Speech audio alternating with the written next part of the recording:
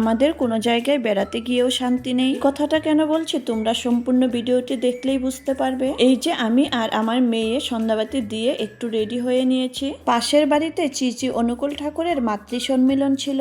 আমাদেরকে বিকেলেই যেতে বলেছিল, কিন্তু যাওয়া হয়নি, তাই ভাবলাম একটু প্রসাদ নিয়ে আসি। এখান থেকে আসার পরই লেগে গেলাম কাজে। তোমরা তো আমার আগের ভিডিওগুলোতে দেখেইছিলে যে পর্দা, বেড কভার এইসব ধোয়া হয়েছিল। এখন এইসব আমাকে লাগাতে হবে। যদিও ঘর থেকে একটু বাইরে বেরোলে বেশ ভালো লাগে আর মাইন্ডটাও রিল্যাক্স হয়, কিন্তু ঘরে আসার পর কাজের চাপ দ্বিগুণ বেড়ে যায়। কাজগুলো করছি আর মনে মনে ভাবছি যদি আমি বাইরে না বেরোতাম তাহলে এই কাজগুলো আমার হয়ে যেত আর মেয়েকে নিয়ে আমি পড়াতে বসাতে পারতাম। মেয়েকে পড়তে দিয়ে এসেছি আর মেয়ে দেখো আমার পেছন পেছন এসে কেমন দুষ্টামি করছে।